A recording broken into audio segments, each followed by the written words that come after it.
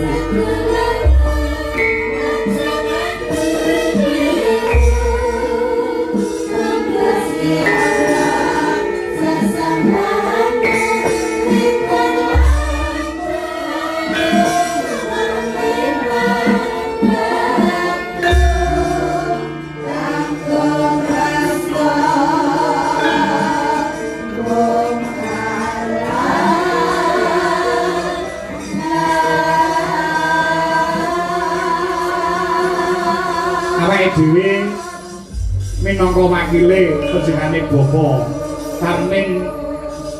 Bapak Tarmin, alias Bagong. Ya. So Ibu Katni matur sembah nuwun lawan dulur adoh, dulur cedhak, tangga teparo sing wis marang sabiyantu marang hajate panjenengane Bapak Tarmin Miwaha Putra Mahargya Siwi. Ya, nek ora dibantu karo tangga teparo, dulur-dulur, mula ora ana ucap sing wajib linareke kejaba mung matur nuwun. Ya. Penjari Pak Tarmin so Bukatni matur nuwun awit pambiyantune sedaya ingkang bantu bau suku iku praktikal kan saka liya-liyane utamane sing mapan ana ing pawon ibu-ibu sing masak. Lek tanpa dibantu karo ibu-ibu sing masak ana pawon ora bakal iso lumadi dhewe penjari Pak Tarmin so Bukatni ngladeni tamu sing wit awan mau tanpa ana pedote. Oh, heeh. Nganti bengi iki ya uga kanca-kanca pelajar utawa sinoman ana ing Blodro ini. Oh, heeh. Ya ana Tlobo. Ya. Sinoman sing bantu ngladeni para tamu undangan. Ki tanpa dibantu kawan para sinoman sing ana ing Desa Tlobo kene, tangeh penjane Pak Tarmin iso ngadeni ngaosi daran saha unjukan tumraping para tamu dasare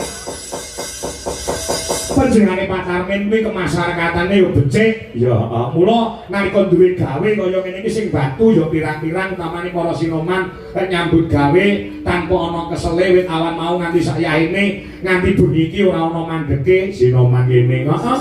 Sregep-sregep semangat-semangat nyambut gawene cepet-cepet saking cepete lek nyambut gawe sinoman kene. Sore mau aku digawe wedan ora tak ombe wis dikukuti saking cepete. Oh, heeh, sing adem diganti sing panas maksudnya ngono lho. Oh iya, ya ngesake dawuh. Heeh, ya. Coba iki kudu ngedum wektu kudu iso lho, no. Ya, monggo bintang tamune pirang-pirang. Ya, lan nyuwun pangapunten ingkang wonten live streaming. Ya. Cakala mangsa singale medhot-medhot ngagat mergo iki mapane ana ing gunung. Oh, heeh, ya. Singale rada angel. Oh iya, ya ora dadi baya mengapa. Ya. Monggo Mas gareng sik. Ya, gareng sik. Diaturi jumeneng. Oh, ngono. Ya. Ayo kontone isih gembira.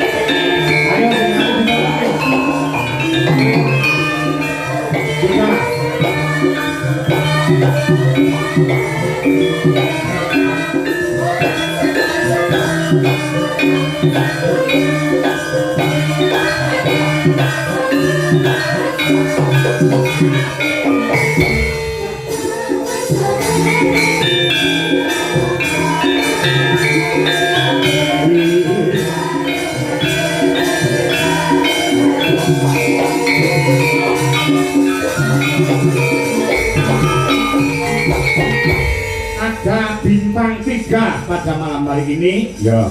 Niken Salindri adalah super power dari kota Kediri. Niken Salindri super power. Oh, suarane banter, powernya kuat.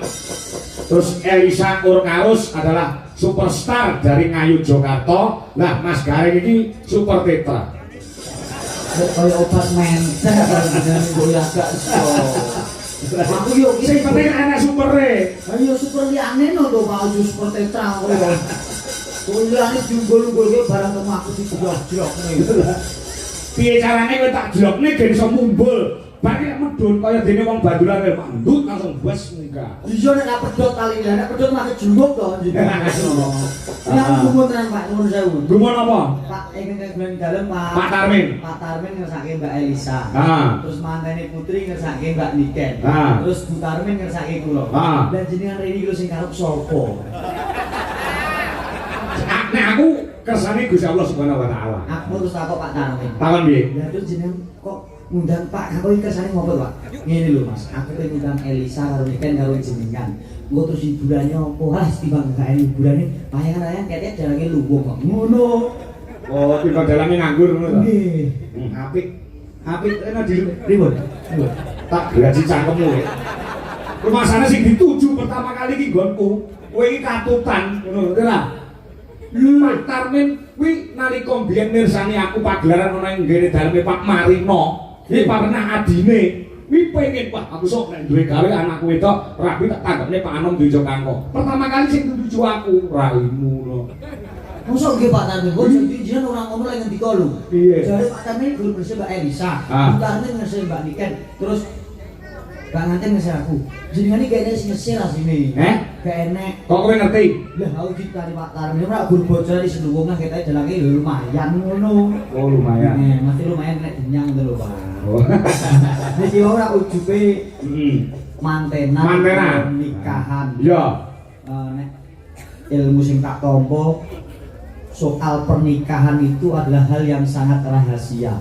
Rahasia mergo jodoh pati rezeki namun gumantung kersane Gusti. Contohnya kayak begini iki. Mbak manten daleme kayak Mbak Manten karo Mbak Manten Mas Manten. Mbak Manten Bludru. Karanganyar Mas Manten dalemipun Tegal. Niki nek gak karena rahasiane Tuhan, rahasiane Allah, ora mungkin iso kelakon. Iya. Wong urip kuwi mung iso ngrencana. Ning kabeh kodrat gumantung Allah taala. Leres mboten? Jenengan dek cilik apa duwe cita-cita besok untuk bojo Mas Saiful Anwar ora to? Kabeh mung rahasiane Allah. Ora ngerti Pak, sapa ngerti aku wong Purwodadi, Mbak Elisa wong Jogja, gandeng rahasiane Allah, besok jodoh gak ono ngerti. Lho. Iya bener. Lho Mbak Niken yang Kediri. Aku dadi nek jodoh sapa ngerti? Rahasiane Allah. Yo ora Mbak Niken. Kok ora ya? Dapur kuwi gembagus. Lho, ora kok gemagus nyatane lho teng ndi mau ning nggon tenan. Nek manten lanang karo manten wedok iki cocok. Sing lanang yo gantenge kaya ngono, sing putu yo ayune kaya ngono. Lah nek Niken Salindri, Elisa ayune kaya ngono, padha karo kowe, ora tangga teparumu iki bekasane do penasaran. Lek malam pertama modele piye? Dapurmu kaya tikus anyang-anyangan ngono buku ayu. Ning kan spesial. Spesiale apa? Mas Nganten ganteng, Mbak Nganten cantik. Biasa wong aku ora wong ganteng kok wong ayu lumrah. Ning Mbak Niken cantik, Mbak Elisa cantik kok bojo aku. Nggih kira jagat lho.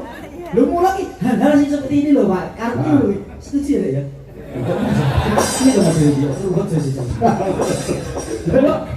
Harus bisa mensyukuri nikmat. Kadang kita bisa merencanakan dengan siapa, tapi takdir berkata kita harus dengan siapa. Mula disyukurono. Muga-muga gathuk selawase jodoh kaken-kaken ninen-ninen donya teko ning akhirat dadi langgeng selawase pindhane mimilan minturo. Aja pegatan, aja pisahan siji nggo selawase gek ndang meteng. Wah iya. Dungane singkat padat. Alhamdulillah, muga-muga dadi keluarga sing sakinah mawaddah warahmah. Ning nuwun sewu Mas. Nek tak condro Mas. Manten lanang karo manten wedok iki nek kaya widodari ya Kama Jaya, Kama Rate. Kama Jaya, Kama Rate. Nah nek kowe pamane karo Elisa. Aku Mbak Elisa. Nek Elisa Kama Rate kowe Komodo. Dadi malah larang regane. Regane apa? Ning nuwun sewu Mas manten Mbak manten. Wong omah-omah pernikahan itu kaya dene wong ngembut permen karet. Kok iso? Permen karet kae sepisan dimut krasa legi. Kok nek wis rada pirang menit krasa karet rada legi, nek wis meh 5 menit 10 menit kuwi karet-karete gak enek legine. Wong omah-omah nggih ngoten. Kok iso? Antenanya segedene setahun, 2 tahun, 3 tahun legine ora umum, Mas. Ning nek wis 5 tahun, 10 tahun kuwi duwe masalah, duwe cobaan, duwe perkara. Legine rada sudo mergo ketutupan karo perkara. Ning nek wis nganti 10, 20, 30 tahun wis gak enek legine blas, Mas. Karet-karet dimut-mut ya karet-karet tok lho. Lahir batin aku sing cita yo mbahku iki. Nek karete kan tetep karet. Lah mula kuwi arep wis ora lagi aja dilepeh.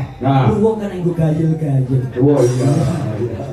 Ini muga-muga langgeng selawase. Aja kok perkara legine nek wong omah-omah kuwi ora iso luput saka sing jenenge masalah.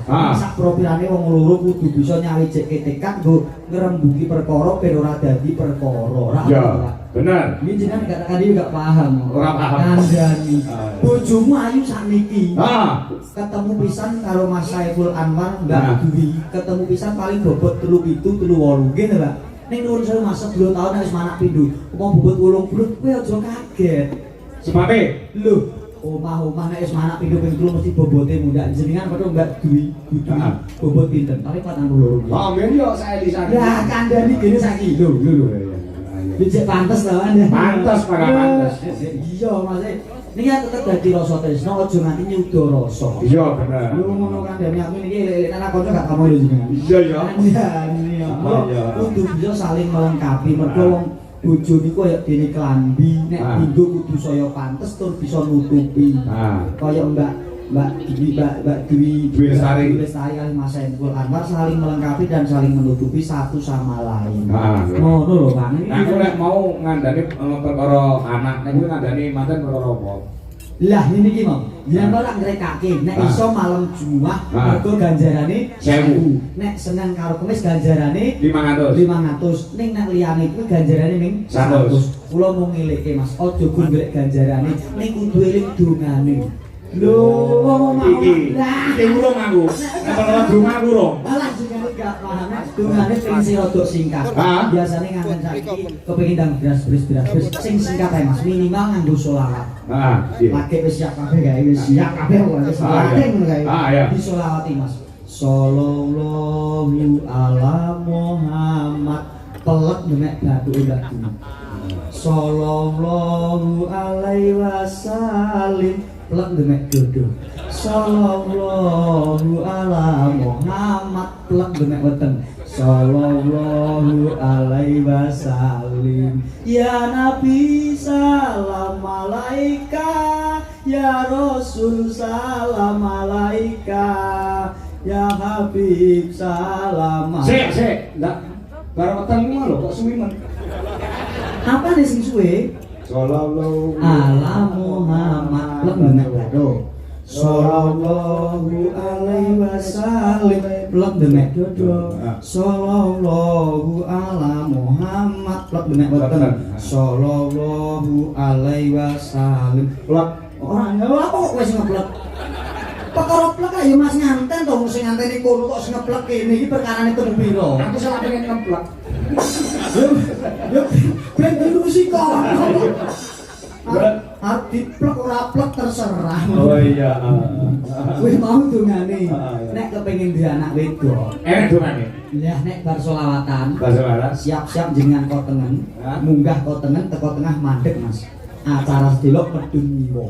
Anake lanang. Lho nek pengen anak wedok, acak apa kiwa Mas? Teko tengah mandeg acara sedelok medun kok kanan. Anake wedok. Ning nek pengen gak dadi, munggah kotengen bablas ngiwa, munggah kok kiwa bablas nenen aja mandeg. Gak dadi. Rasa mewarai wis pinter-pinter. Lah iya. Mau yo. Alhamdulillah. Estu Pak kula gumun tenan. Ketika jelek ya Allah kahanane iso kaya ngene tertata rapi. Niki nek singkut mergo dipun panjenenganipun taktar yo tangeh lakon. Bener. Kyai kok sembodo Masya Allah. Disalut matur nuwun Pak Tarmin berkah barokah sedayanipun. Amin. Amin ya rabbal alamin. Agak dalang aku, ya toh. Ana wong mikir saking kuwi ana balik isa ana kowe. Terus bekasane iki sound system yo Aeromax.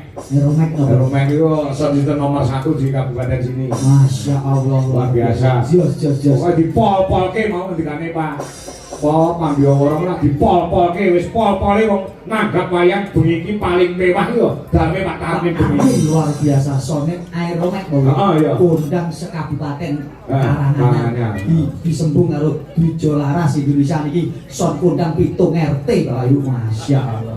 Cici bener-bener. Ini itu kecamatan gitu rumah saya kok yo meri gini. Kembang ya? Kembang oke. Belok barang. Oke, boleh. Belok barang. Nah. Gue mantan sih pertama kali. Oh, manten. Anu bang apa we? Gegaran ning wong akrami yo kena. Oke. Heeh. Ya. Bisa ora? Ya, iso kancane Mbak Lisa. Lah jodohku iku. Ayo Lisa, ayo Lisa sih. Kok bari ya. Lisa. Nah, iya. Bisa. Iya isi legan, isi rumah bojo. Lah kan dadi direncana karo Allah kok. Rencana piye? Jogja kuwi dadi paling rancang.